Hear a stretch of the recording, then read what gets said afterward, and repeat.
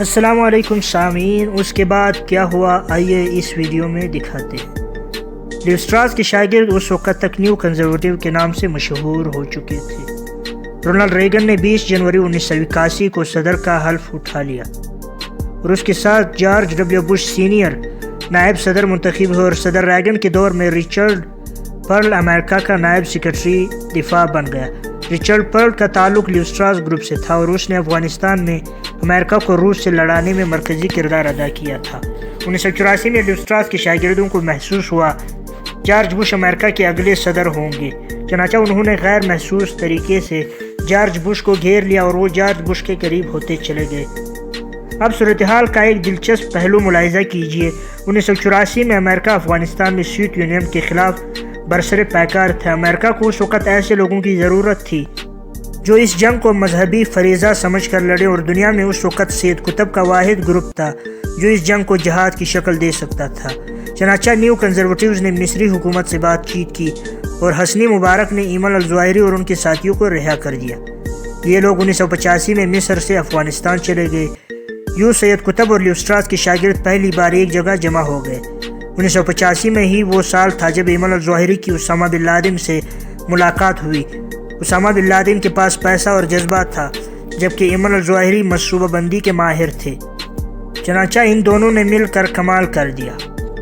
1987 میں افغانستان کی جنگ عملاً ختم ہو گئی اور امریکہ افغانستان سے واپس چلا گیا۔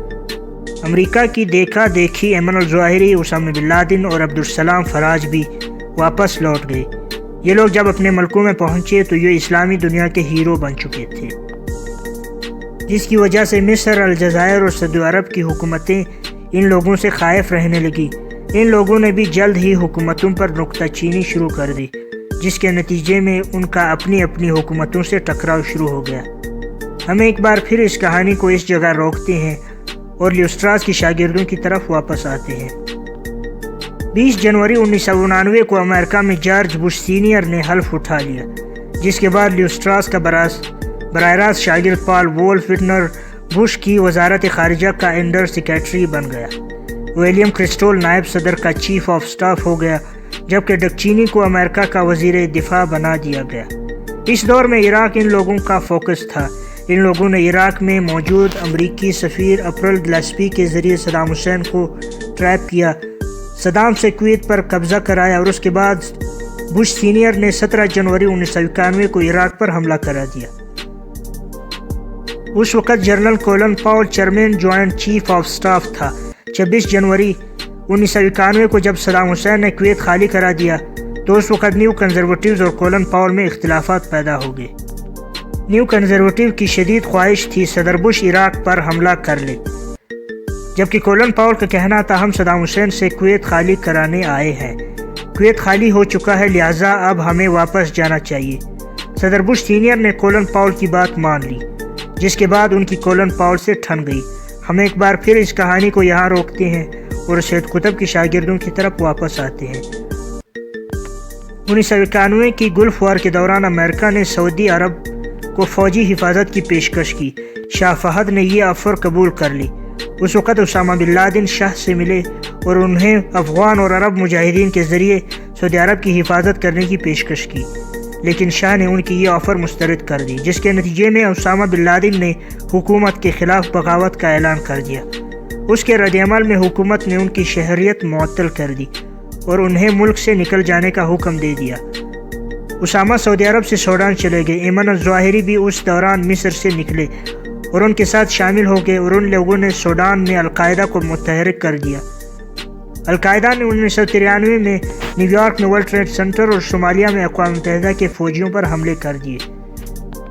26 جون 1995 میں ان لوگوں نے مصری صدر حسنی مبارک پر حملہ کر دیا۔ حسنی مبارک اس وقت ایتھوپیا کے دورے پر تھے۔ ان حملے کے رد عمل میں امریکہ نے سوڈان پر شدید دباؤ ڈالنا شروع کر دیا۔ سوڈان امریکی دباؤ میں آ گیا اور اس نے ان لوگوں کو نکل جانے کا حکم دے دیا۔ اسامہ بن لادن نے اپنے خاندان کے 200 افراد لیے اور وہ 1996 میں جلال آباد آ گئے۔ اگلے سال کے شروع میں ایمن الظواہری بھی اپنی مجاہدین کے ساتھ افغانستان آ گئے۔ ہم ایک بار پھر اس کہانی کو روکتے ہیں اور لیو سٹراس کی شاگردوں کی طرف واپس آتے ہیں۔ 20 जनवरी 1993 को बिल क्लिंटन ने सदर का हल्फ उठा लिया। वो डेमोक्रेटिक पार्टी से ताल्लुक़ रखते थे और दिल से न्यू कंजर्वेटिव्स को नापसंद करते थे। क्लिंटन दौर में इन लोगों का वाइट हाउस में दाखिला बंद हो गया, लेकिन ये इस सारा अरसा सदर क्लिंटन को मुसलमानों के खिलाफ उकसाते रहे। इस दौरान ये लोग बुश फैमिली और अमेरिका के पादरियों के साथ भी राब्ते में रहे। इन लोगों ने पादरियों को बुश के बेटे बुश जूनियर की हिमायत पर तैयार कर लिया।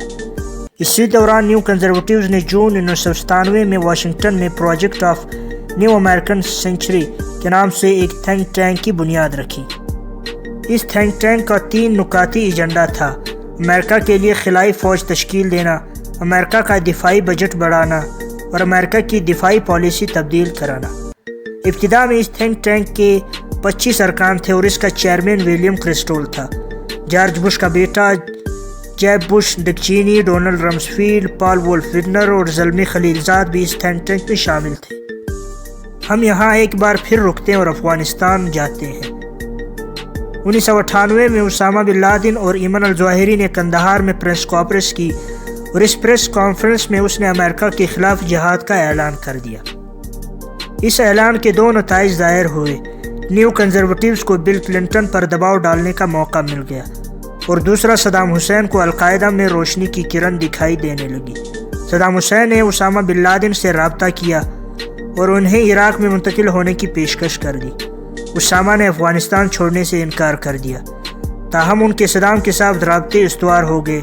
1998 में ही अलकायदा ने ईरान के साथ ताल्लुकात उस्तवार किए और यूं ये लोग ईरान और इराक की मदद से हिजबुल्लाह तक पहुंच गए और हिजबुल्लाह ने लबनान में अलकायदा के मुजाहिदीन को ट्रेनिंग देना शुरू कर दी। अलकायदा के मुजाहिदीन ने हिजबुल्लाह से ट्रेनिंग लेने के बाद नैरोबी और दारुस्सलाम में अमरीकी सफारतखाने उड़ा दिए। उस वक़्त तक ईरान, इराक और हिजबुल्लाह का ख्याल था अलकायदा की सरगर्मियाँ सिर्फ यहीं तक महदूद रहेगी, लेकिन अलकायदा 9/11 की मनसूबाबंदी कर रही थी।